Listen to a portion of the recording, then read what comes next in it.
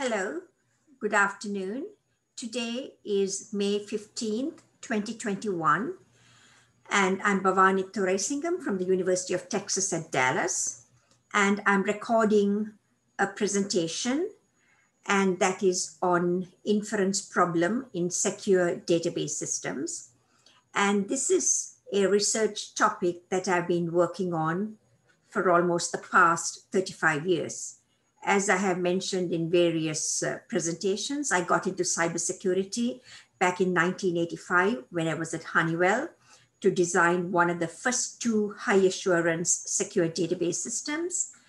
And around that time, in around 1986, I started working on the inference problem in secure databases. And off and on, I've been continuing to work on this problem. And as we develop more technologies such as semantic web and knowledge graphs, earlier it was relational databases, semantic networks. So as more and more technologies are developed and more recently machine learning, there is so much work to be done on the inference problem. So essentially, I'm discussing the work that I've carried out starting around 1985-86 until actually today. So anyway, so it's sort of a history lesson, and almost all of the work I'm going to mention has been my own research, and many of the topics, many of the areas I've been conducting joint research with my colleagues at Honeywell, at Mito Corporation, and University of Texas at Dallas. Okay, so I'm going to now share my screen.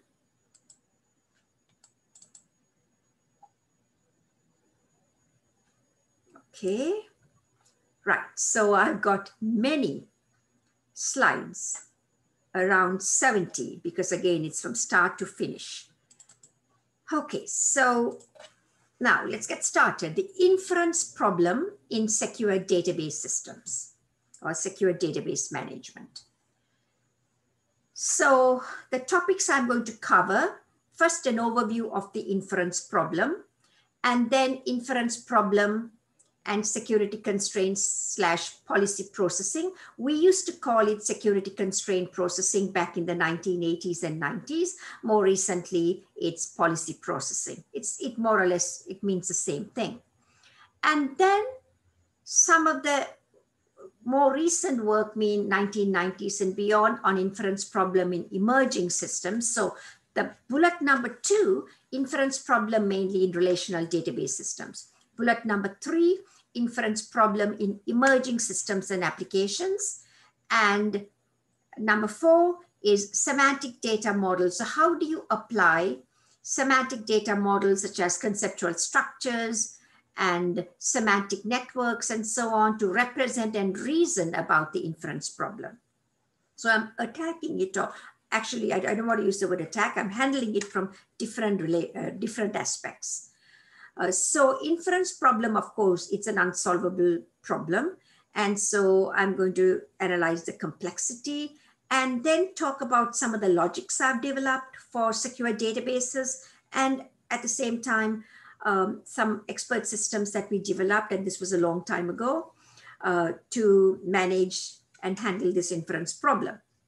Then more recently, last year, I gave a keynote talk on multi-generational inference controllers. And so, or actually an invited talk, I believe, at the IEEE Big Data Security Conference. So I'm going to briefly touch upon those topics and then some of the directions. Okay, so now, overview of the inference problem. What is inference? Just like inference in English, right? Deductions. Inference is the process of forming conclusions from premises. You have lots of premises, and from there, you need to form conclusions. If the conclusions are unauthorized, it becomes a problem. Example, deducing the disease a person may have, that's sensitive data, from the medication he or she takes. So for instance, if I'm taking, say, some sort of cancer medication, right? That means I might be having cancer, right? So deducing the mission of a ship, that's classified data, based on its location. Location itself a ship is in the Indian Ocean, right? So that could be unclassified. From that, because it's in the Indian Ocean, it's involved in some war between countries in the Indian Ocean. That could be classified. Aggregation problem is a special case of inference. Collection of phone numbers is classified, but the individual numbers are unclassified. So what do we mean by that? So for the National Security Agency, the collection of phone numbers, right, the entire phone book could be classified, but the individual phone numbers could be unclassified. Then you have the association problem, where you have attributes. The attributes, location, and mission taken together of a particular ship is classified. Individually, they are unclassified. So location of a ship could be the Atlantic Ocean, or the mission could be, right, the mission could be, say, Operation Iraqi Freedom. But putting the two together could be highly classified, that this particular ship is on a mission, that particular mission. Then privacy actually could be considered to be a variant of the inference problem, right? But it pertains to individual data privacy. Problem can be considered to be a type of inference problem. Example, a person's medical ID number, ID itself doesn't mean anything, together with the healthcare record is sensitive, but individually it may not be. Privacy problem also has a slight variation, meaning a person's disease is sensitive or private, but the fact that the area where a person lives has a higher incidence of the particular disease like diabetes could be public. Because for public health reasons, you may want to know people living in a particular area are more prone to, say, leukemia. So then you might want to do some investigation about the water or the environmental pollution in that particular location. So that's why you may want to divulge the information, right? Collections, right? The fact that there is a higher incidence of diabetes, say, in a particular part of DFW. Okay, but the fact that John has diabetes, that should be highly classified. Okay, so if you look at the history, inference problem is not something that started yesterday or today, right? 1970s, the statistical databases, Census Bureau, they wanted to gather information about, locations, about sites, such as ethnic origin, demographics, and so on, but not divulge individual private information about a particular person, right? So things like people who live in this particular zip code in Phoenix, Arizona, their ages are probably they are between 80 and 90, but you don't want to say that John Smith is 85 years old. Okay. So inference problem in early databases, right, 1980s to present. So inference problem in databases has been studied, right, since the 1980s. And early part was multi-level databases, 1980s to about 2000. I'll talk, much of my work was in that area. And then semantic data model applications, I'll talk about that as well. And then I'll talk about a logic I developed for secure databases and some unsolvability results, some emerging systems and applications, and privacy. So these are some of the topics. This is a history, and I'm going to address almost all of these topics. Okay, so statistical databases. Census Bureau has been focusing for decades on statistical inference and statistical databases. Collections of data, such as sums and averages, may be given out, but not the individual data elements. Techniques include perturbation, where results are modified, right? Or data is modified. So techniques could be perturbation, where you perturb the data.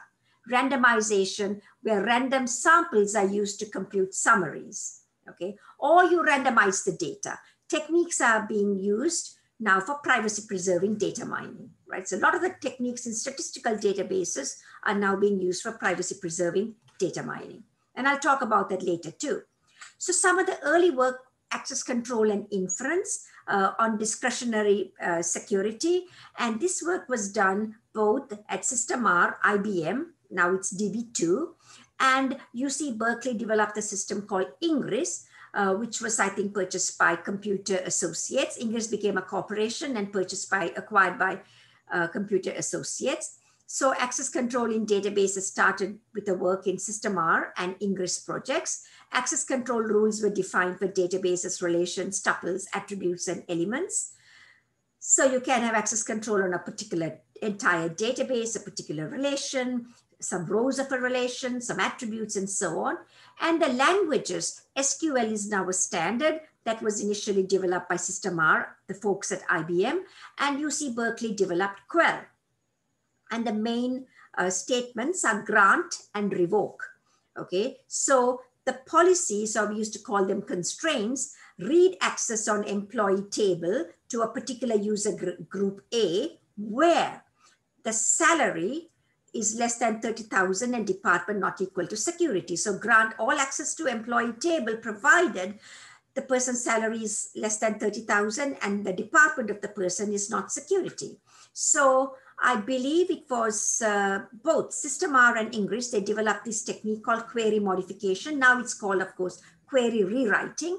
Modify the query according to the access control rules or security constraints, or now we call it policies. So retrieve all employee information where salary is less than 30,000 and department is not equal to security. So you do a where clause and then negate everything after the where clause. So for instance, the whole algorithm, early efforts on handling the inference problem, inputs were query access control rules and the output, the modified query.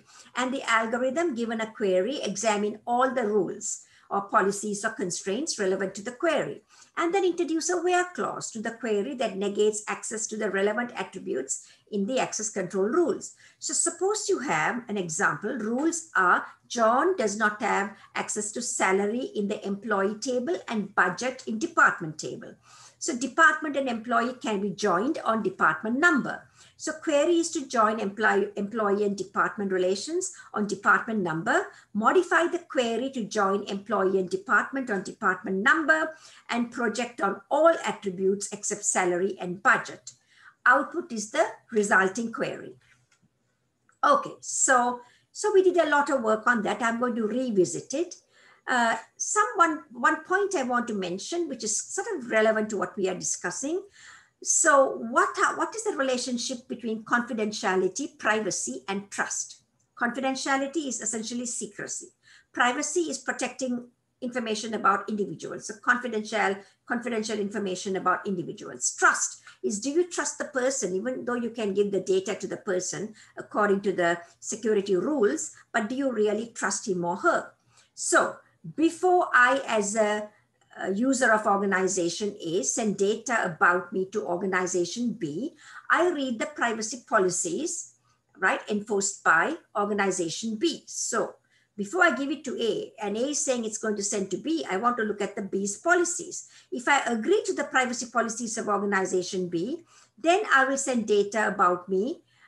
So I'm with the organization A, right, to organization B. If I do not agree with the policies, I can negotiate with organization B. So essentially, even if the website states that it will not share private information with others, do I trust the website? Okay, so while confidentiality is enforced by the organization, privacy is determined by the user, right? So I decide what information I want to divulge about myself. Therefore, for confidentiality, the organization will determine whether user can have the data.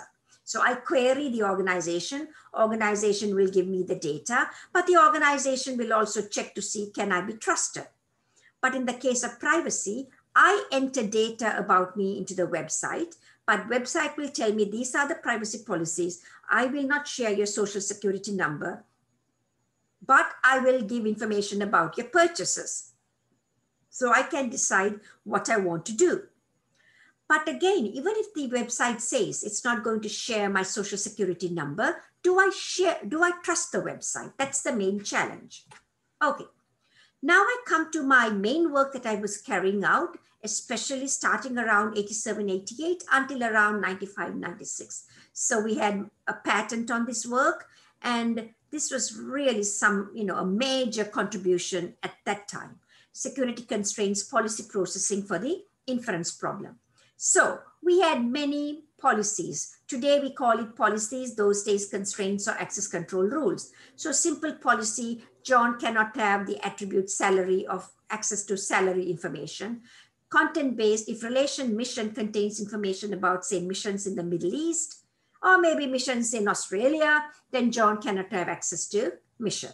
Association-based constraints, ship's location and mission taken together cannot be accessed by John, but individually, each attribute can be accessed by John.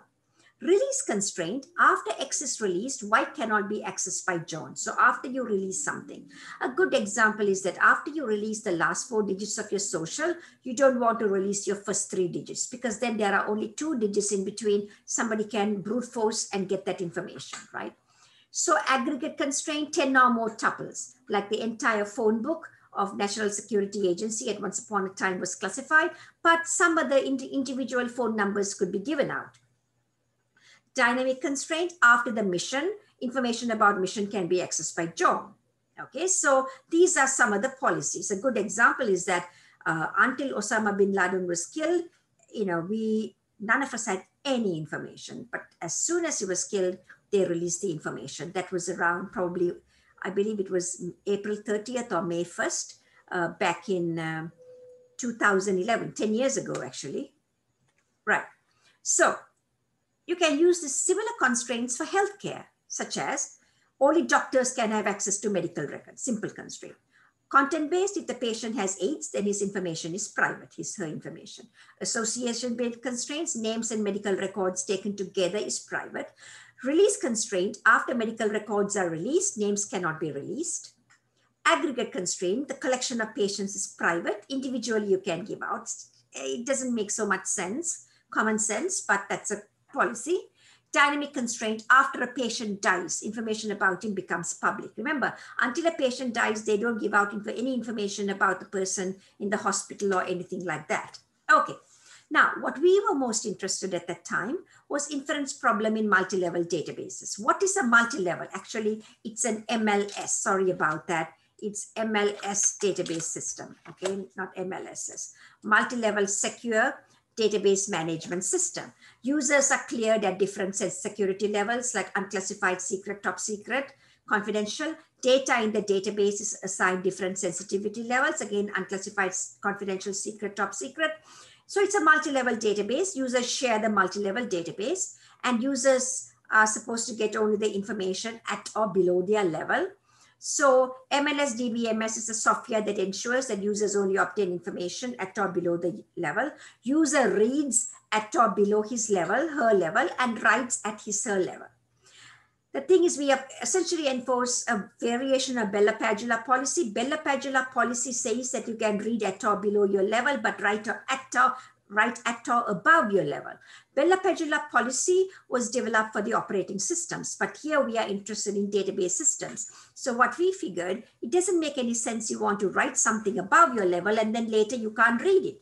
With operating systems, it's files and bits and bytes, so maybe it doesn't matter as much, right? So not from a security point of view, from a common sense point of view, we said, okay, we write at your level. So inference problem can occur in a multi-level environment. Okay, so aggregation problem is a special case of inference. Collections of data elements like the NSA phone book was top secret. Individual numbers could be unclassified. Association problem, you take 2 attributes together. Ships, locations, and missions together could be top secret, but individually they could be unclassified. Okay, so again, simple constraint, mission, attribute of ship is secret. If the relation mission contains information about missions in Europe, then mission is secret. Ship's location and mission taken together, association constraint. Individually, each attribute is unclassified. Release constraint, after X is released, Y is secret, right? So once you release, you don't release the other thing. So I gave you an example of the social security number, the healthcare records. And so the release constraint may be after you release some information. Social security number maybe is a good example. There are several other examples. Once you give out something, you don't give out anything else. Aggregate constraints, 10 or more tuples taken together. secret, individually no. Dynamic constraint, after the mission information about the mission is unclassified, like Osama bin Laden, being killed. Logical constraint, A implies B, but if B is secret, then you can't release A because someone can take A, get A, and then infer something that is highly secret, which is B, right? That's a logical constraint. So here are some of the constraints. Now, our simple approach, right, was to build, you take a MLS, DBMS. At that time, when we did the implementation, Sybase was one of the early systems to develop their secure version. So we had something, a beta version in-house. We populated multi-level database. We developed an inference engine that is acting as an inference controller. Inference engine is a term that was used in artificial intelligence. So we essentially developed an AI sort of based system. Okay, so this is our, and you can see our paper. This is sort of a complete picture. So we said, right, a lot of the security policies will be handled during the query operation, right? So when you query the database, the constraint or the policy manager consults the policies and decides how to modify the query. The modified query is posed, and then when on the way back, right, some of the release information. So MLS DBMS will go and get the data from the database and then release the information. That goes back and release the information. So what happens here is that before the data is released, and I'll explain in the next figure, the release database is also examined, right? Okay, the policies are saying I can release this, but please examine your release constraints to make sure I can indeed release this information. That's what happens. Then we said, wouldn't it be great if we can, because those days, remember, what was expensive was performance, because we didn't have high performance computing wasn't as advanced, right?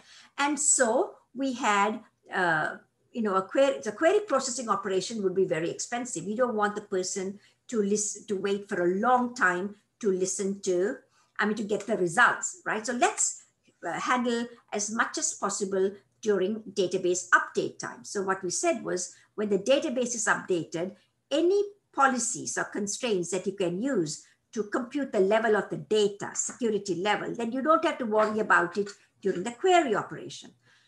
So we processed as many policies as possible during database updates and entered all of the data in the right location. So unclassified data would go into unclassified files, secret data into secret files, and so on. Okay, or secret tables. Then some of the schemas, how do you know which tables are secret, right? So the schemas, that has to be handled during database design. So we thought that many of these databases would be queried, not updated as much. So it'll be nice to process some constraints during database design time so that we can assign. So for example, if ships locations and missions are classified, then you should store the locations separately, missions, and then the connections between them. If the locations and missions are classified, the connection between the two could be classified. I'll show an example. So you want to do as much as possible during database design and updates so that the query processing could be fairly straightforward. That was the whole premise. Okay, so now I'm going to talk about each of these: query processor, update processor, database design. The query processor actually is the query modifier will contact the constraint manager, policy manager, modify the query, and the modified query according to the policies will be posted against the MLS database system. And then when the response, here are the policies. So response goes to the response processor. The response processor will then look at the release database and see whether, and release database manager will consult the release database and give an answer. Okay, you can release the information, because let's say if ships locations have been released, then you don't want to release the ship's mission or something, right? So have locations been released? So those are the types of checks that are performed for the query processor.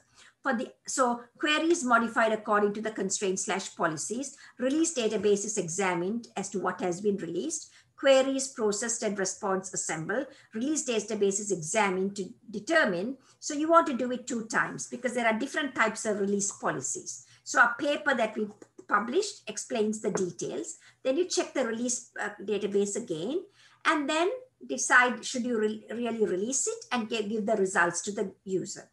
And then, of course, if you want a high assurance system, some of these security critical operations have to be trusted. So portions of the query processor must be trusted. If you're talking about multi-level database systems, that means, what do you mean by trusted? Means you need to make sure you can formally verify for high level of assurance, or you can just do some extensive testing, okay? So now, update processor, you have a user interface, right? The query, the update comes in. This is a trusted component that's going to look at the policies, check with the policies, and determine the security level of the data. So if you have a name or a salary or a mission or location or whatever, what level should it go into? If it's considered to be computed to be secret, then it goes into a secret database. If it's unclassified, an unclassified table. So you separate the data according to the policies. So if these policies are handled during database updates, and if the policies haven't changed, the environment is fairly static, then you don't have to process as many policies during the query operation. That's the whole idea, okay? That's the update. So what does the update processor do? Certain policies are examined during query. Example, the content-based constraints, such as if the ship's location is in the Middle East or Pacific or something, then you don't want to divulge it, right? So then the security level of the data is computed and data is entered at the appropriate level. And again, certain parts of the update processor must be trusted. Now, before you go into any operational system, ahead of time, you want to design your schema. So multi-level database design tool, you take the database schema, not schemes, a schema, right? And then checks the policy manager and the policies and outputs the security levels of the schema. So the ship's location and mission, location is unclassified file, mission is unclassified file. The part that connects the two could be secret, okay? And that's what I show here. Certain policies are examined during database design time, simple association and logical policies, schema are assigned security levels, and the database is partitioned accordingly. So locations and missions taken together is secret. Then ship number and ship name is unclassified. You have another table called locmish, which is ship number, location, and mission. That connection is secret, but the location alone is unclassified and the mission alone is unclassified. Okay, so you start with database design, then you do the updates, and then you do the query. However, we have made a big assumption that the database is not changing, the security levels are not changing. But if those levels are changing, then you've got to redesign your database, redesign your updates. In that case, you may have to process everything during query time. Okay. Now, again, I'm revisiting now that I started with the integrated architecture. Then I talked about each individual components, the query processor, the update processor, the database design tool, and we then integrated the whole architecture. Okay, and we have a patent on this system. Okay. So now you might ask the question, what about these policies? Who generates these policies? So I'll tell you something interesting, because I have been struggling with policies right from the time I got into secure databases, because in 1985, because we all talk about policies, we come up with toy policies like names and salaries together, classified, individually unclassified. In the real world, the policies are much more complicated. So like for the 35 years I was working with sort of a rather naive understanding of policies. And so I started collaborating with my colleague. She's actually the dean of the School of Economics, Policy and Political Sciences, Dr. Jennifer Holmes, and she's a top policy expert. And then I started getting interested in policy. So I wanted to learn more about the policies. And so the past 6 months, I have been taking a certificate course at the London School of Economics, a certificate in public policy analysis, and I just completed. I did very well, by the way. So I'm really pleased. Now, the public policy analysis, we talked about a number of things, like climate change and various other topics, but I was trying all my assignments and Exams, of course, they give us the exams, but the assignments, we are more flexible. So my assignments, I chose topics related to cybersecurity policy. So now that I've got a very, well, I shouldn't say very good, somewhat of an understanding of policy, I really want to work more on the real world policies. So that's something I'd like to work with my colleague. But in any case, we are talking about policy generation, right? So how do you come up with the policies? Because the policy folks are specifying policies in English or French or German or Italian or Japanese or Chinese or whatever, right? So those applications are specified. Then from there, you've got to generate the policies. So you have a policy generator, takes these applications, ideally natural language, and then examine them and then develop the security policies. Now these policies have to be consistent. One policy can't say that ship's location has to be classified top secret. Another policy saying ship's locations have to be secret. No. So that means you have to put it through another module, which is consistency checker. And then we take the consistency checker and generate these constraints or policies. So the whole idea is to develop these two modules, which of course we did not, because at that time we didn't have all the capabilities to take the natural language processing and generate policies. But we assume, remember when we started developing all these systems, this particular system, I assumed the policies were already consistent, okay? So, but still we have to pay attention to this, because policies don't come magically. They have to be specified by the policy experts. Of course, once you have a consistent set of policies, you need to check with them, the policy experts, and so on. Okay. So another thing is the release database. What is this release database, right? Some people are saying, so this famous professor at Stanford, Professor Gio Wiederhol, he had a patent too on database security. And actually, his idea is very lot of common sense, because he said in the real world, see, my approach was doing things during query on the way in, access control on the way in. But in the real world, it doesn't happen. When you go to a document control manager, he or she will take your request, look at your policies, go and get the document. He's not going to modify your query and so on. Get the document and then find, okay, which parts can I release, tear up the pieces and shred them. The rest of the document, he can give it to you. So that's sort of what Dr. Gio Wiederhol had in mind. And so he had a patent, which is, so again, you take all the data and you have the policies on the way out, the release control manager will check the release database. And then, so you only have to do the job once, not access control and release control, just do it during release control. So it's sort of a variation of this that he proposed. And also, okay, so that's, I just wanted to make sure, that this was explained. And another thing is, once you release, what I haven't mentioned here is dissemination, right? You may have some additional policies saying that I will release it to you provided you don't disseminate it to everyone else, like this Napster and electronic music, all of that comes under this policy management. Okay. Now, inference problem and emerging systems and applications. So the first thing that I started looking at around late 1990s was data warehouse and inference, right? Challenge, control. So the whole warehouse is collected because you have the operational databases like employees, projects, and travel.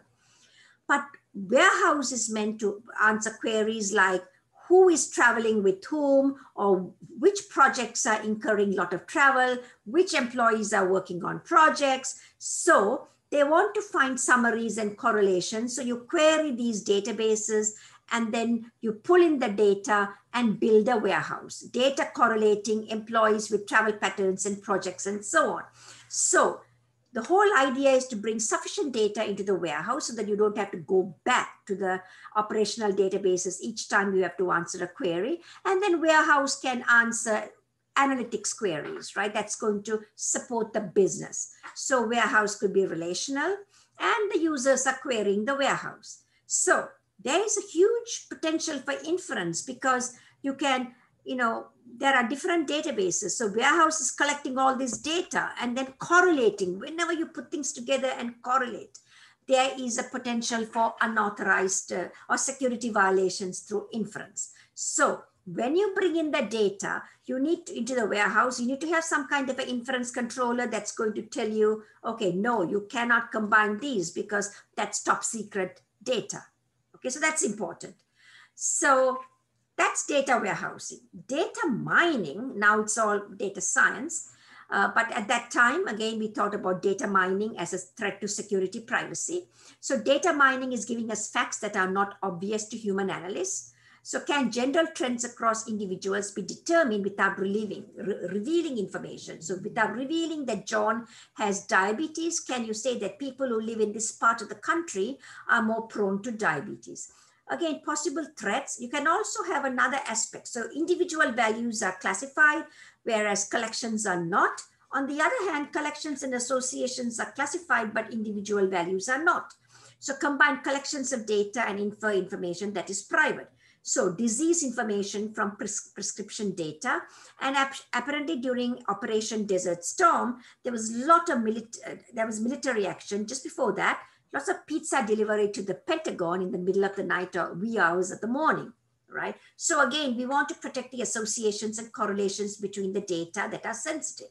That's what we've been studying for inference problem. But for privacy, you know, there is a different variation. We may want to protect the individual privacy. Collections may be fine, right? The collections of people have got diabetes, but we don't want to say that John Smith has diabetes, right?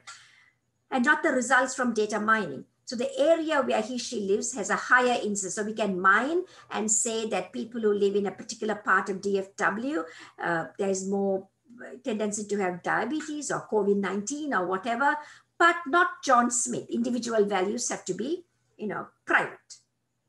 Okay, so I was one of the early people, I believe, who introduced the idea of data mining, security, and privacy at a keynote address, IFIP 11.3 in 1996, and later at PAKDD in 1998.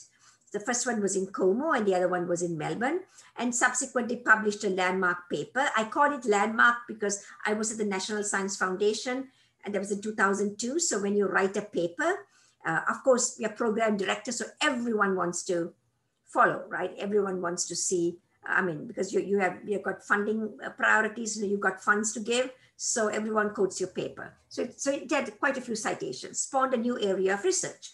At the same time, IBM, Almaden, Professor Rakesh Agrawal and his team, they were developing privacy preserving data mining, right? The original data, you add noise to the original and then noise added. So you do the modified data mining process. But what's the point if you have worked with modified data? Instead of age 25, you got age 26, right? What's the point when the results are wrong? And when you say the person is having COVID and not diabetes, actually the person has diabetes. Or the person has, you know, swine flu and not COVID, and the person has COVID, right? So the distribution, final modified result, the distribution should be the same. That's the whole idea. So we did some research with our PhD student, Dr. Lee Liu, myself and my colleague, and on privacy preserving decision trees and perturbation method. And then in 2014, I hosted a workshop, Data Mining, Security, Privacy. It was exacerbated with big data and data science, hosted an NSF workshop on big data security and privacy in September 2014. And then we presented the results to the Interagency Working Group in February 2015. And that spawned some areas in data privacy. So again, when there are two things we are talking about, inference problem, collections of unclassified data, and then the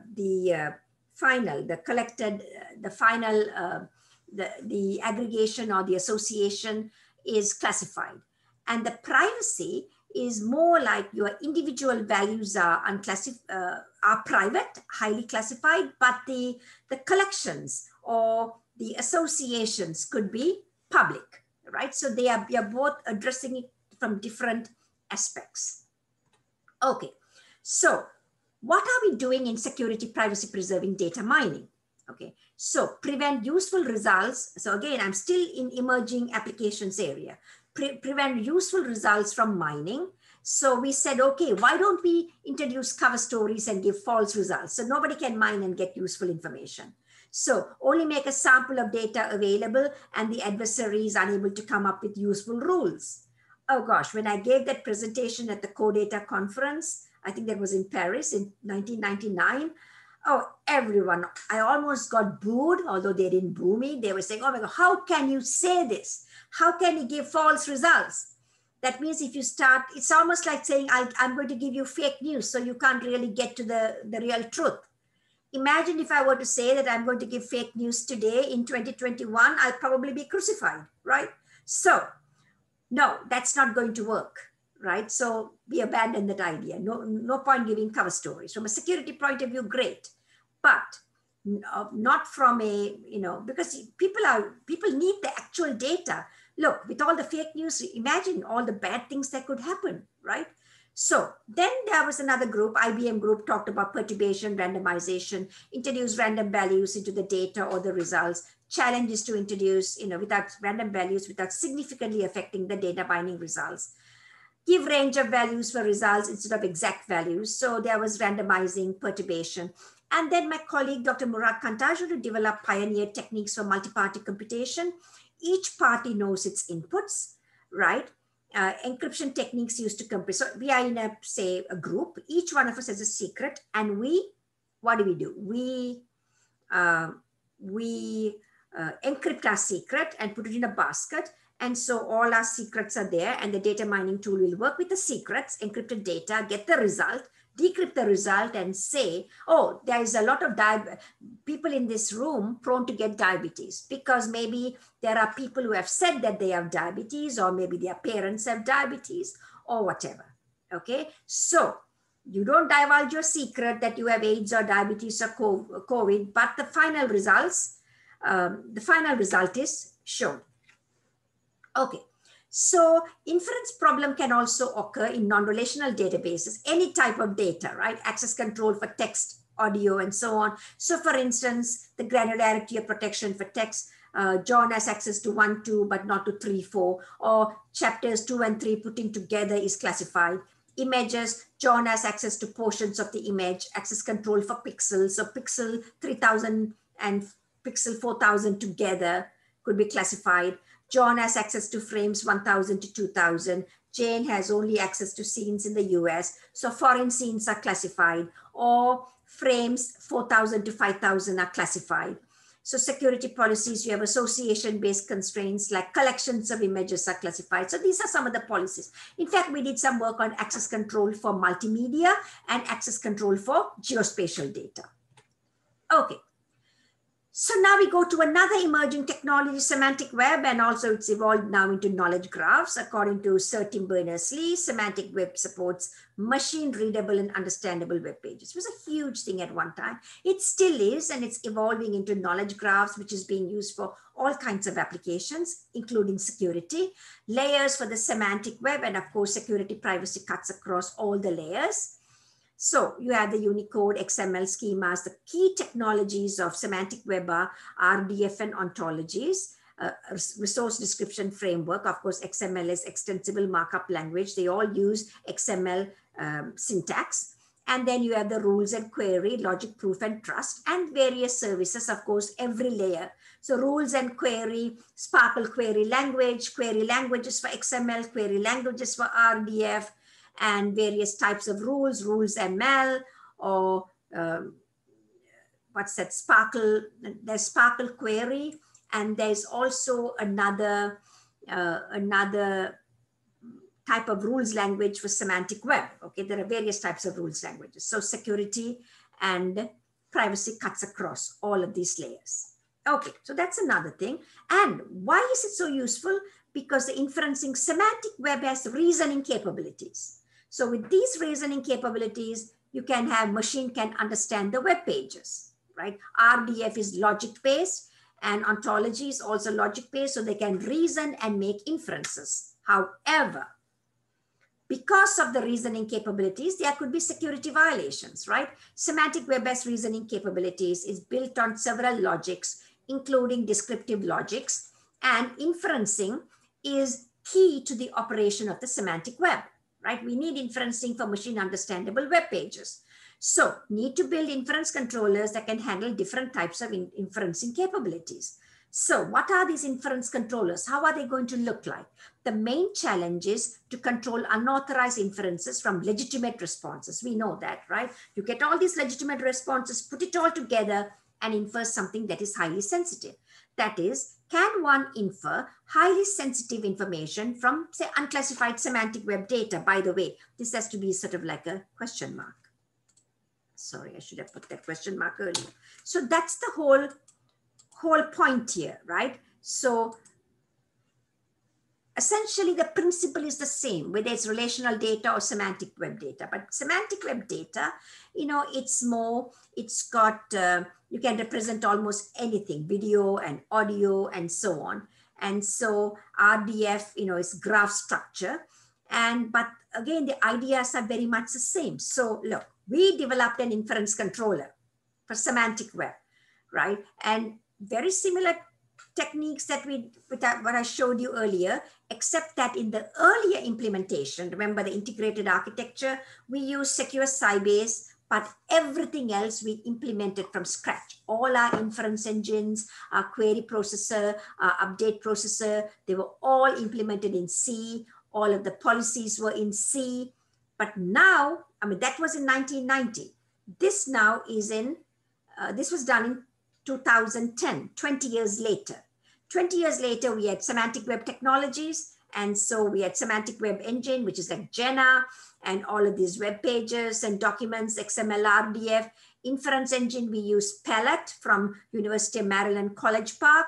Security policies, ontologies, and rules. And now you have interface to security-enabled semantic web technology developed by the project, right? Inference engine and all of the security policies. Okay, so same thing. So we only did query. We didn't do updates or database design because we figured by then the world is changing. Today is not tomorrow, right? Those days the databases were fairly static. As new information is arriving every second, we are living in this World Wide Web environment, right? Constantly it's changing. Even stock market, today is Microsoft, tomorrow we are telling people to purchase Apple, then Facebook, and then Google, and then Amazon. So things are changing every day. So we only focused on the query, and also we have got high-speed machines, we have cloud, we can implement this in the cloud.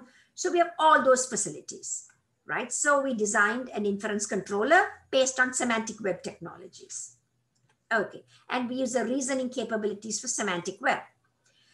And then one other thing that I wanted to mention was, of course, there's secure. How can you apply security for ontologies in XML? And how can you use ontologies in XML for security, right? So access control for ontologies. Ontologies, what are ontologies? Ontologies are represented in OWL, Web Ontology Language. And these are, remember, machine understandable web pages. So if there is something called an airplane, machine doesn't understand an airplane. It's going to check an airplane ontology and find somewhere there is somebody has defined airplane as is flying. It has got wings, it has got engines, it has got all these components. So from that ontology, the machine can understand and then come back and then continue processing so that the person can understand what an airplane is all about, right? So from security point of view, professor can access maybe all the patents of the departments, while secretary can access only the description of the patents. Or the professor can access, let's see what. Professor can access all the parts, or the pilot can access all the parts of the aircraft. But the passengers, you don't want the passengers to know everything about the aircraft, because some passengers could be malicious passengers. So passengers only know about whatever is, you know, how the seating arrangement in coach class and economy class and first class and so on. Okay, ontologies for security applications. So here what we do is the opposite. We are using ontologies for specifying various security and privacy policies. So policies are represented in ontologies, or you are extracting lots of, or when you integrate all these security policies, you are using ontologies to say that A's policies, these ontologies, B's policies are these ontologies. From these ontologies, two ontologies, you can come up with a common ontology and integrate the different pieces of different policies. Okay, so similarly, access control for XML, RDF, protecting entire documents, parts of a document, propagations of access control privileges, protecting DTDs are the schemas. XML, first XML, early XML schemas were called DTDs versus the instances of the document, or how do you secure the schemas? Okay, that's access control. And inference problem. Portions of the XML document taken together could be sensitive. Individually, they could be unclassified. So these are all, instead of working with relational data, we are working with ontologies. But the only one special thing we want to notice, ontologies also can be used for representing security-related data, including policies. So in fact, in some of the work that we have done, as well as Professor Anupam Joshi and his students at University of Maryland, Baltimore County, what they have done is to use ontologies to represent security-related data. In fact, they've gone beyond that and now using knowledge graphs. It's sort of an extended version of, you can think of it as semantic web. Okay, so now I've finished security. What is inference? 1. Inference for relational databases, multi-level databases. 2. Inference for emerging applications. 3. Now I'm going to talk about how can we use conceptual structures for inference. Okay, so at that time when I was working in inference problem, there was one school of thought where they said, let's not build inference controllers to do stuff during query. Let's try to analyze the application and then decide which items are classified, which entities are unclassified, which relationships are classified. So remember back then, the applications were fairly static. For those applications, this is a great approach, but I'm not so sure whether it's going to work today because things are changing every day. Anyway, let's look at some interesting things what we did. So use of conceptual structures. So conceptual structures could be entity relationship model. It could be semantic nets, conceptual graphs, and semantic data models. So we want to represent and reason. Right? So semantic nets and so on, they are AI-based systems. So they've got reasoning capabilities. Use a reasoning strategy of the conceptual structures and determine if security violation via inference can occur. That is, the applications is represented using conceptual structures such as semantic nets or conceptual graphs. Is it possible to use the inferencing capabilities of these structures to deduce highly sensitive information from the unclassified data? Same thing. This is a question mark. Okay, so now I'm going to give you some examples of how we do that. Okay, so my examples are based on semantic model, again, nodes and links. So essentially the dark lines are classified or sensitive, and then the others are, the not so dark lines are not sensitive. So for instance, John has a disease, but at the classified level, his disease is cancer. We don't tell anyone. Unclassified level, he has the flu. We know that he's traveling, so we are putting it sort of semi-classified here. He's traveling somewhere, but we are not telling where he's traveling. But we know there's a country called England, there's a country called India, there's a country called China, but again, we don't know where he's traveling. And then we know that John has the fact that he's traveling frequently is semi-classified, sort of, because you can look at the color. But we know that he has an address, but we want to keep his address sensitive. So we have to color code with 2 levels, security, classified and unclassified, dark and light lines, or you can have a thick dark line versus a thin dark line and so on. Okay. Use reasoning strategies, develop a semantic model such as semantic nets and conceptual graphs to reason about the application to detect potential security violations or inference violations. So we developed something called multi-level semantic nets. So here we know ships are carrying weapons. B, we know that there are ships and there are weapons, but we don't know ships are carrying weapons because that's at the classified level, we know. Unclassified, we do not know. Here, we do not know anything about ships, but we know that something is carrying weapons. That could be a tank, that could be a car, but we don't know it's a ship. Something is carrying. And here we know that something is carrying something. Okay, here we know that ships are carrying something, but we don't know its weapons. It could be people, it could be weapons, it could be cars, whatever. Here we know just the ships, we don't know anything else. But the classified level, we know ships are carrying weapons. Here we know just about weapons. Classified level, we know ships are carrying weapons.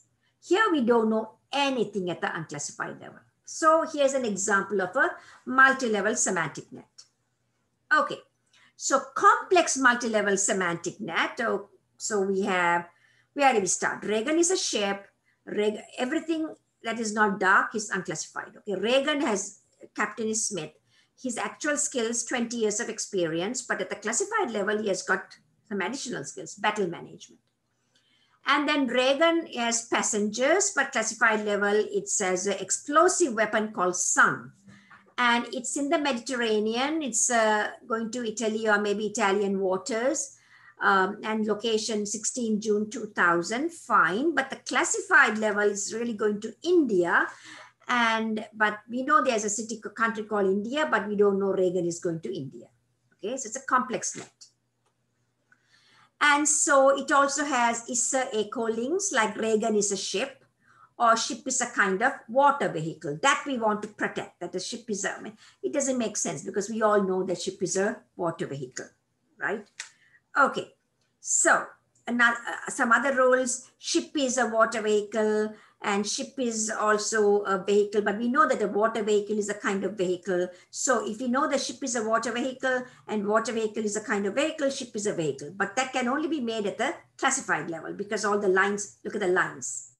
All the unclassified level in figure A is that water vehicle is a vehicle. The second one, we know ship is a water vehicle as captain, so ship as a captain, all at the unclassified level. Here we know that Reagan is a ship at the classified level, but we know ship is a water vehicle at the unclassified level, that Reagan is a water vehicle is classified. Okay, so continuing our examples, Reagan is a ship, ship has a captain. The fact that Reagan has a captain, it's all unclassified.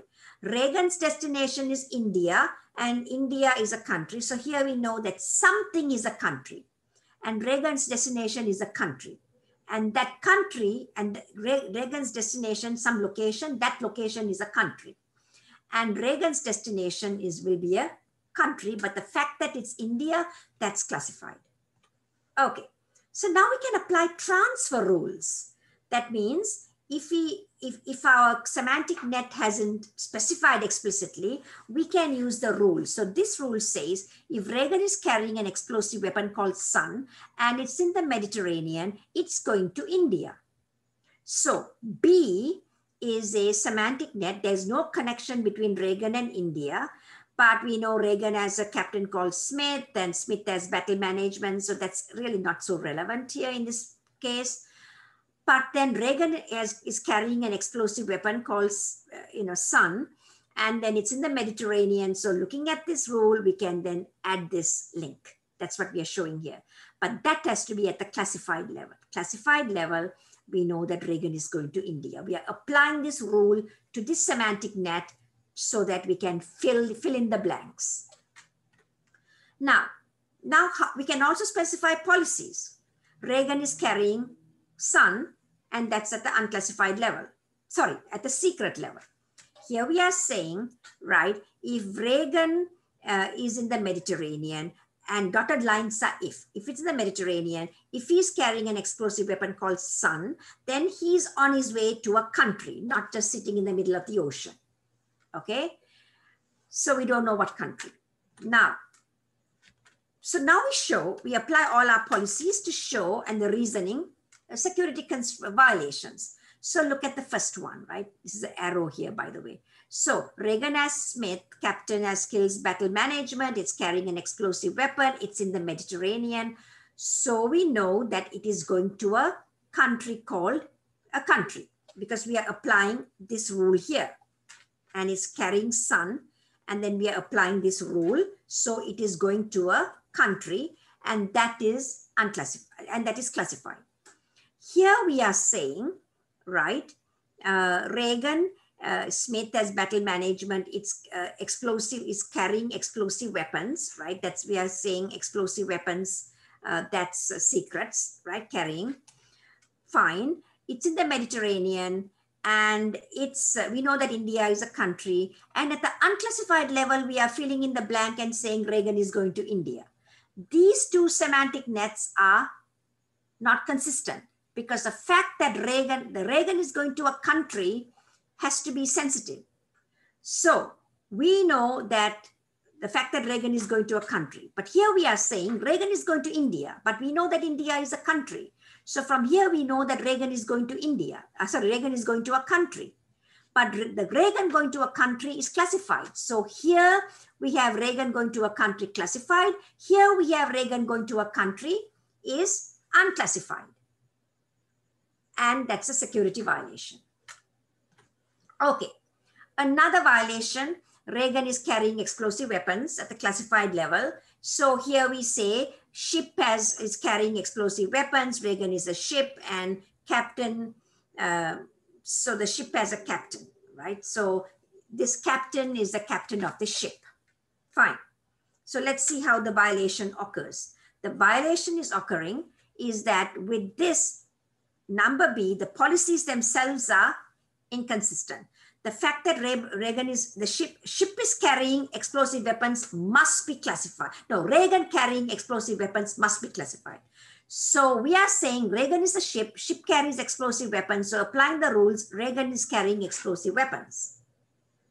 But that is a problem because we have already classified Reagan is carrying explosive weapons. So that's inconsistent. So security violation.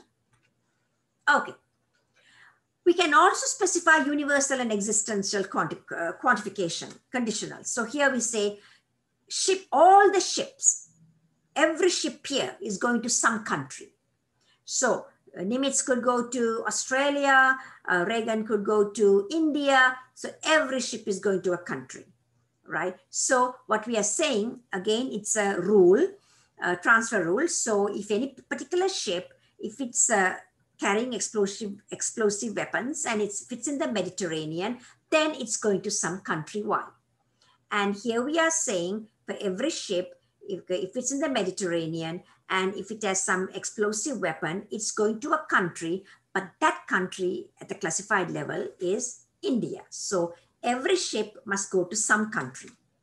Okay, that's existential is some, every is universal. Then we can also have matching vectors. So here we have all ships are carrying weapons. So carries is classified, but weapons is explosive. So Reagan is a ship. So Reagan carries weapons and weapon is an explosive weapon. Okay.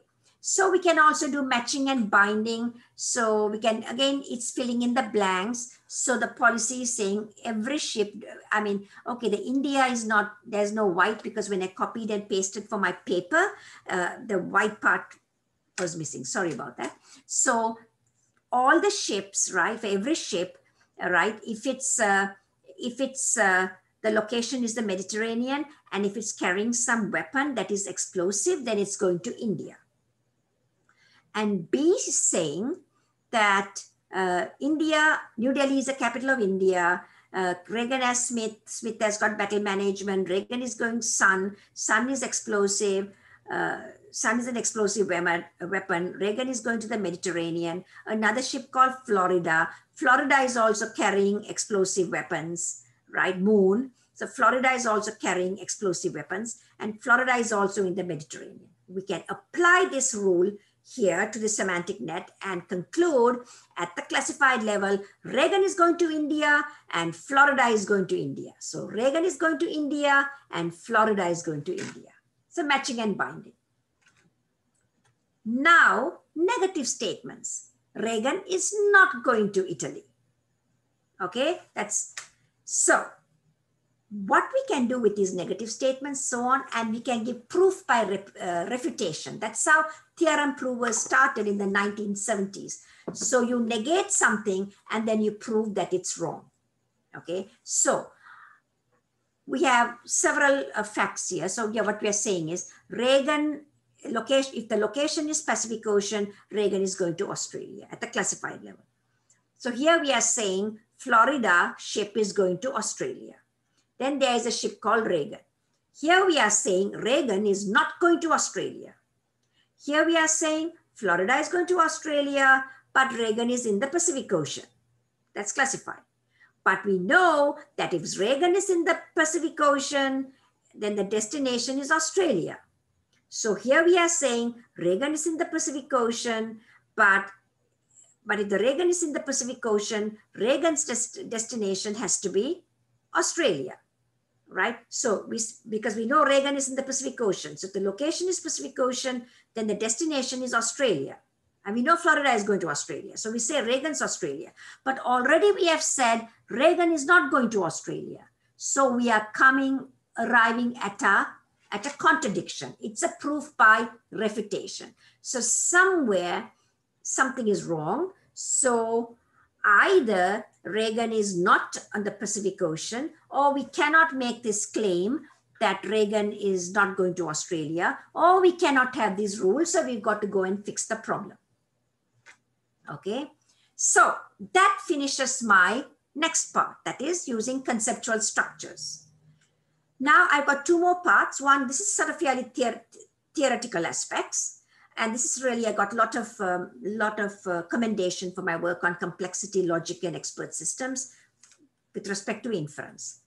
So actually, I was quite pleased when Dr. John Campbell of the National Security Agency, he stated that the unsolvability proof of the inference problem, I formally proved. Everyone said inference problem is too hard, unsolvable, but nobody formally proved it. So I proved it in 1990. And at the National Computer Security, at the Franconia, at the Computer Security Foundation's workshop. And then Dr. John Campbell wrote in the proceedings that that was a significant achievement. And so some of this work I've also adapted it for data privacy. So the whole question is, how did I prove it? Given a recursively, and I'm not going to explain recursion theory here, okay? Those of you all who understand recursion theory and complexity theory. Given a recursively enumerable degree, can you find an instance of the privacy problem that is equivalent, 1-1 equivalent? And my answer is yes, I proved it. So given a recursively enumerable, we can have a privacy problem that is 1-1 equivalent. So there are recursively enumerable degrees, right, that are non-recursive.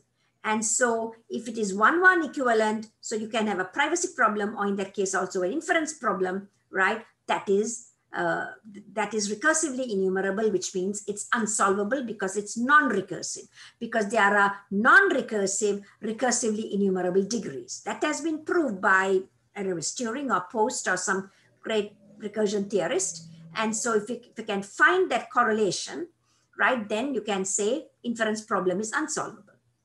So that was my work. Challenges that I posed is, can we measure security and privacy? And today, Latanya Sweeney has answered the question with K anonymity, followed by L diversity and differential privacy. Back in 2000, this was answered in 2002. I posed the questions in 1990. What is the computational complexity of the inference and privacy problems? I provided some initial directions, and there's been some recent work with the Harvard Data Privacy Group. Okay, so here are my results for the complexity. For the privacy problem, I showed the privacy problem with respect to a privacy level S, privacy level highly private or public or whatever, is a set of all quadruples, BFCA, such that there is some X belongs to the confluence problem of B, right? Confluence that two pieces of data are joining. When you make inferences from two pieces of data, eventually you will find something common. And the privacy level of X dominates L. Okay, so X belongs to the confluence problem of B. So B is like the database. And then from the database, you can make some inferences, and then there is some X, right? Privacy level of X that is higher than the privacy level. So privacy level L, with respect to any privacy level, you can find something. If from B, you can deduce something higher, then there's a problem, right? Note that we assume that the set of privacy levels from a lattice formally stated the privacy problem at level S is a set. PPL is BFCA. Level B is less than or equal to L. So B is at the lower level. And there is some X. X belongs to the consequences, not the confluence problem. Sorry, I made a mistake. Consequences of B. Anything that can be deduced by B, and X is greater than L. So if there's something that can be deduced, and if it's greater than L, where it's the exist symbol. So theorem 1, I'm saying for each privacy level, PPL is recursively enumerable. Fine, but just because it's recursively enumerable, it could be recursive too. However, I'm saying for each privacy level, PPL, if it's not recursive, then it is non-simple, right? So if all privacy functions which model the rules in deductive databases are deterministic, then for each privacy level L, we can construct a privacy a set, PPL, that is either recursive or a cylinder. Cylinder is a particular type of recursively enumerable set. That is non-simple. Okay, so here is non-simple is a more general. We get more specific and show it's a cylinder, which is a stronger result. And if the privacy level L1 dominates privacy level L2, then PPL1 is a subset of PPL2. So from this, we can, okay, so that's theorem 1. So it's they're all recursively enumerable. And then we can also, for every privacy L, every PPL, right? And so for each privacy preserving, PPL is either recursive. If it's recursively enumerable, it could be recursive. If it is not recursive, we say it is non-simple. So there are no simple sets. But we say that if it's non-simple, we also prove additional proof, it's cylinder. Then we say theorem 2, there is a situation in a particular case that the privacy preserving of public or unclassified, it is not recursive. If it is not recursive, then it's recursively enumerable, fine. If it's recursively enumerable, we said it's always recursively enumerable. We are saying it's not recursive. If it is not recursive, then it has to be non-simple. We have shown here. Assuming that the privacy functions are deterministic, there is a situation where PP public is not creative. Okay, that means we have shown that there is a situation where PP public is neither recursive nor a cylinder, right? So whenever we show that it's not recursive and that but it's still recursively enumerable, then we can say that that it's an unsolvable problem, because recursively enumerable sets which are not recursive are unsolvable. So multi-level database, right? So what is BFCA? A multi-level deductive database is a quadruple BFCA. B is a database, F is a privacy function. That's where you make deductions. C is a recursive set of privacy policies. And A is an algorithm, effective procedure, which assigns privacy levels to the data based on C. Note that since C is recursive, one can effectively decide whether a privacy constraint belongs to C or not. Okay, that's what I'm saying. Just a second. I don't know why this is. Okay, C or I missed something there. C or not. Okay, so you'll see how I construct the proof. We first show that the recursively enumerable set W, there's a situation S for which it's many one equivalent to the public level. Note that many one is the many one equivalence relationship. The result is then immediate from the following reasoning. So that's what we are showing here, many one equivalent. It has been shown that there is a set K, which is creative.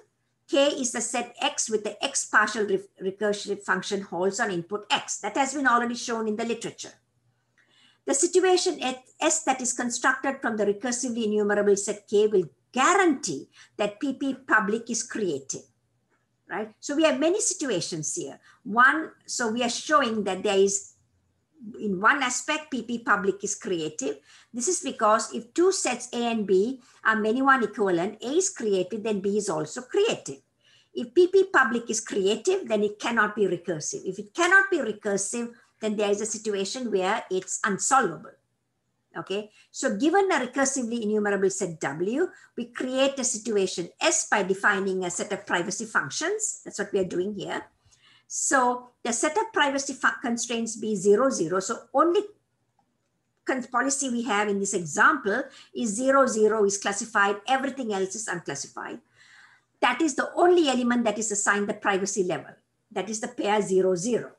Okay, so that's private. We consider pairs of natural numbers. This does not cause any problem due to the existence of the pairing function. From n times n, we can go to n.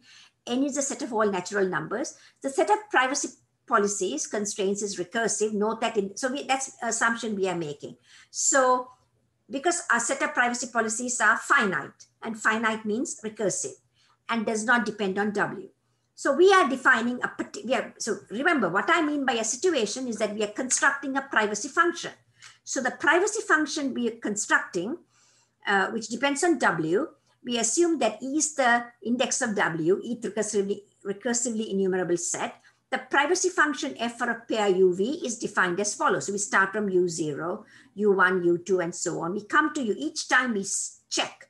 This is the cleanest T predicate, TEUV. E is the index of the recursively enumerable set. If its TEUV is a recursive, so we can check. If it's validated, if it's yes, then it branches to U0, U plus V. Otherwise, it goes to UV plus 1. And then this line, 0x, or whatever, 0 and whatever value, always it's going down. Here, any U0 is going up, all of this is going down. Okay, so that's what we are defining here. So by doing this, for every U0, if U belongs to WE, then we can always construct something so that it goes to, TEUV is, we can always find a V with TEUV. That means it will go to 0, 0. If U does not belong to WE, then we will not have TEUV. It's going to go on forever up this line. Okay, so what we have shown, PP public UV, there is a path via F from UV to UU. Okay, we have shown, so in effect, we have shown for every recursively enumerable E, we can find a privacy preserving public that is many one equivalent, right? Where WE is the E recursively enumerable set. But since there is always the creative set, right? Then we know that we can find a situation that is equivalent to the creative set, if many one equivalent. If we can find that, which we have shown, then there is a situation that is creative. If it is creative, it is non-recursive. If it is non-recursive and it is also recursively enumerable, then it's unsolvable problem. That's how I arrive at the proof. Okay. Anyway, so that was my, I was really, really pleased for getting those results. Now, I also want to talk at the same time, just very briefly.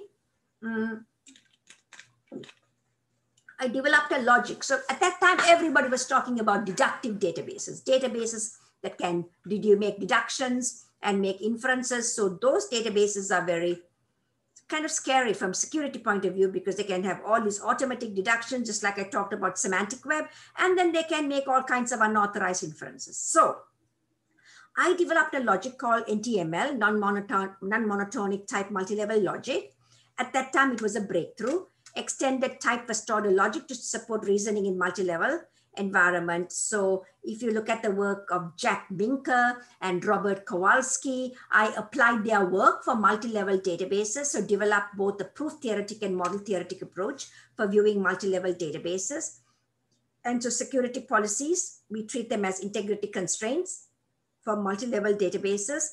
And I developed techniques for efficient security processing, security policy processing, and we also developed a logic programming system, and we also patented this system.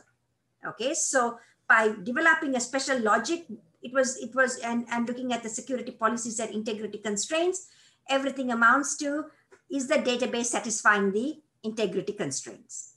Okay, and then we have here NTML theory for multi-level databases. So continuing, as in any logic theory, NTML has a set of logical axioms, a set of proper axioms, a set of inference rules. In the proof theoretic approach, multi-level databases is represented as an NTML theory whose proper axioms are the elementary facts and the schemas are the general laws. So if you understand the proof theory and model theoretic approaches, so then I'm adapting that to multi-level systems. Query evaluation, query is posed by a user at a particular security level, expressed as a well-formed formula of the NTML theory. There are two types of queries, closed and open. Closed query is a well-formed formula which is closed with no free variables. Open query is one with at least one free variable. Then query evaluation amounts to theorem proving, okay? For example, right, so let W be the well-formed formula which corresponds to a query Q posed by a user at level L. Then we start proving the theorem and evaluating the query amounts to proving WL is a theorem of the NTML theory. Okay, so that's what we did. And then similarly, the model theoretic, we had another, does the model satisfy, okay, the formulas. Okay, now we go to expert systems for inference control. We have also designed an intelligent, at that time, inference controller, which we will refer to as a knowledge-based inference controller. So a knowledge-based inference controller should be able to detect inference strategies. It should also be able to, that users utilize to draw unauthorized inferences and consequently protect the database from security violations. In order for the inference controller to be effective, it must have knowledge of the various inference strategies that users could utilize. In addition, it must have a way for determining which of the data knowledge is sensitive. Finally, it must be able to reason about the various activities of the user and detect and/or prevent security violations through inference. So we got a lot of ideas from the psych. Remember MCC and in Austin, Microelectronics Corporation, they had developed this really great expert system called psych. Of course, we don't talk about expert systems now, right? It's all about machine learning and deep learning. But once upon a time, we had these very powerful expert systems.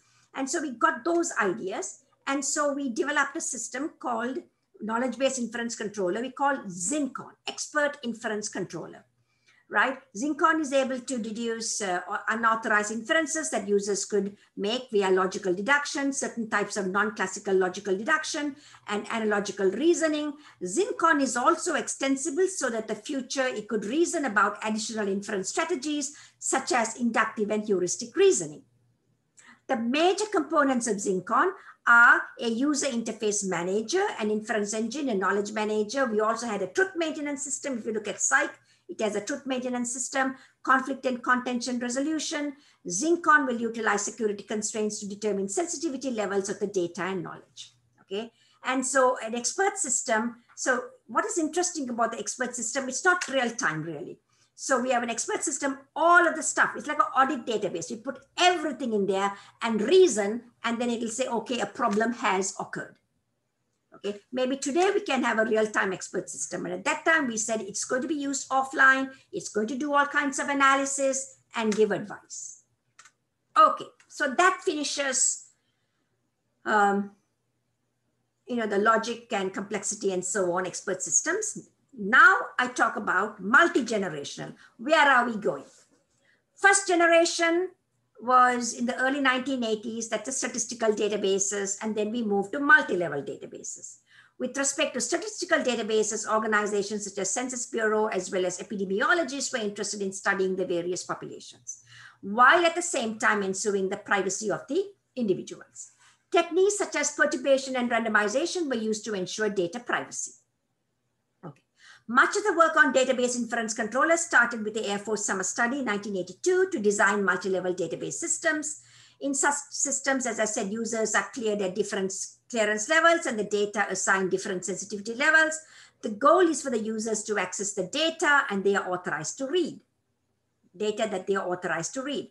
However, it is possible for users to pose legitimate queries, assemble the responses, and subsequently deduce highly classified or sensitive data. This problem has come to be known as the inference problem. Therefore, many of the first generation database inference controllers augment database systems with inference engines that analyze the data and the responses. So this is what I've been talking about in the first part of this presentation. Okay, determine which data has to be released. So again, the history I've already talked about, we proved that the inference problem was unsolvable, and then we looked at the solvable classes. We also examined conceptual structures like semantic nets to represent reason. Then we used commercial secure database systems, Sybase, augmented it with inference engines and developed everything in C. Then when a user posts a query, the policies are examined and query is rewritten and the query is modified. Before the responses are released, the inference engine will determine whether the response should be released or not. The challenge we were faced with was how long do you keep the history database? The release database, is it 1 day, 1 year, 10 years? And people said, it's not going to work. But today we have so much storage that we have almost like zettabytes of storage that we can store. Only thing we need to develop reasoning engines that's going to examine all these zettabytes of data. We assume that the history database was available for a period of time. In addition, the inference engine will also use logical rules determined by inference, releasing the response R. The user could deduce the response R star, which is say highly classified. If so, the response is not released. All of that I talked about. And this is the first generation inference controllers. I'm sorry that I got a little bit of a problem here. I don't know what is this that I missed here. Sorry, because it's important to have this. Okay, there were centralized inference controllers. Okay, there was some centralized inference controllers. So user interface, inference engine, secure database, knowledge base, history, release database, and the multi-level database. Okay, that's first generation. First generation also, we extended to distributed. So databases. So instead of one location, we have a global inference controller at every site and a local inference controller. Local inference controller will handle the inferences in a local database. Global inference controller will handle inferences across the databases. So you have ship locations here, missions here. So across the databases, if there are problems, these global inference controllers will talk to each other. Local inference controllers will only talk to the local database and its own global inference controller. Okay, so that's what we developed. It's all first generation. Fine. Second generation, we are now going into semantic web. I mentioned this too earlier. As new technologies like semantic webs are being developed, instead of making deductions on data based on relational model, data was stored in semantic databases. Systems such as Jenna, right, semantic web database, Sparkle query optimizers were available. Furthermore, reasoners such as Pellet, okay, available open source software. Therefore, we implemented inference controllers with Jenna and Pellet. The policies are specified actually either in OWL or, this is the one I forgot earlier, Swirl, semantic web rules language, and queries post in Sparkle. And so in mid-2010, and this only, while the early systems in C took us 2 years, this only took us about 6 months. Mid-2010s, so we implemented, I showed you the picture. We can also implement this. We also implemented this in the cloud for better performance. The architecture of some of the designs were also extended for secure social media. Towards the latter part of the 2010s, there was a big focus on big data technologies, machine learning, and so on, right? So that's a second generation. Okay, so second generation, I showed you, we have user interface, Pellet, big data, Jenna, knowledge base in Swirl, and OWL and RDF graphs. And now you can also, increase it to big data, cloud-based policy managers, and you can use the Hadoop MapReduce infrastructure for the cloud, Sparkle query optimizer. So essentially using some of the big data technologies, we also did that. And that's second generation. Okay, third generation. We have now adapted big data management technologies that include systems such as MongoDB, Google, BigQuery. The big data solutions are being developed for cloud providers, Amazon, IBM, and so on. There's Apache, Hadoop, and Spark. There are infrastructure management tools as well as big data management tools. So infrastructure management, like Apache Hadoop. Hadoop is an open source distributed framework. There's also MapReduce programming model. It's a storage model for the Hadoop file system, hosted on clusters of machines. MapReduce is a programming model and an associated implementation that takes client requests and transforms them into MapReduce jobs. And the jobs are then executed by Hadoop. The main feature of the programming model is a generation of jobs and Apache. Then you have the Apache Spark, right? Apache Spark is an open. So essentially what I wanted to do was actually, it's a bit of a problem. Okay, sorry about that. So Apache Spark, okay, so Apache Spark is the new bullet, okay? Apache Spark, and then this is, I'm sorry that I'm editing it in real time, but it's better to do it than, okay, so I think this is, okay. So Spark, of course, it's another infrastructure platform. right? For processing massive amounts of data. So now we are into the third generation of inference controllers. Application programming use Spark. Spark was developed to overcome the limitations in the MapReduce Apache system. Storm for real-time framework for processing streaming data and real-time analytics. It can be integrated with the Hadoop framework, big data management tools, Apache Hive. Hive is an open source SQL-like database, right? Hive was developed first for Facebook. Facebook developed it and then made it open source. Okay, initially developed for Facebook. However, later it became an open source project. And then Google BigQuery. BigQuery is essentially a data warehouse that manages. So essentially, I'm sorry that I'm also changing here because this should come here. And then BigQuery is actually here, right? Google BigQuery. Right, so we'll just save this here. Okay, so it runs on Google's infrastructure. And then NoSQL databases like MongoDB and HBase and Cassandra, generic term for essentially non-relational database. The data models for NoSQL may include graphs, document structures, key value pairs, and so on. So so if you can put things together with these technologies, that's the third generation. So what we are saying in this architecture, third generation, big data management tools are hosted. So NoSQL queries, and then policy manager, big data engine, HBase and Cassandra, and then high performance Spark and Storm. Big data management tools augmented with inference engines. That's the inference engine here. Inference engines essentially implement various machine learning algorithms, including deep learning, right? So we are bringing in very sophisticated techniques here. So this is really sort of some things that we are just beginning to do, right? If the patterns and predictions are not what the users are authorized to see, then they are not given to the users. We are now in the process of designing and developing big data-based inference controllers. Applications include social media systems, okay? So knowledge bases in Swirl, History in OWL, RDF graphs, but again, we are talking about machine learning techniques for the inference controller, okay? So there are 3 generations. Each generation, I would say about 20 years. 1980 to 2020 is 2000 was generation 1. 2000 was to 2020 is generation 2. 2020 to maybe 2040, I hope I'll still be around, is generation 3, as sophisticated machine learning techniques are developed. Okay, so my last chart. Inference problem is still being investigated. Census Bureau is working on statistical databases, need to find real world examples for military and healthcare. Inference problem we studied with respect to medical records. Much of the focus is now on privacy. Privacy in a way can be considered to be a special case of inference. And I think that these multi-generational inference controllers will continue to develop. So I think that's it. I'm going to stop sharing. And I know I've talked for a very long time, probably, well over an hour, almost, I think.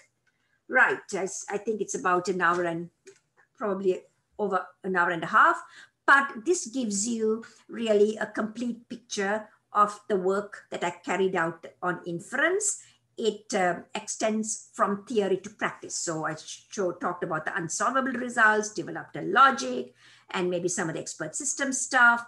And then I talked about the inference controllers for multi-level secure database systems, and then inference controllers for what else? For semantic web-based systems, and then we hosted that on a cloud and the Hadoop MapReduce framework. So that sort of gave us a flavor for big data. And today's inference controllers, I would say, heavily relying on machine learning, deep learning, all these big data technologies. So I think this is a problem that's going to exist.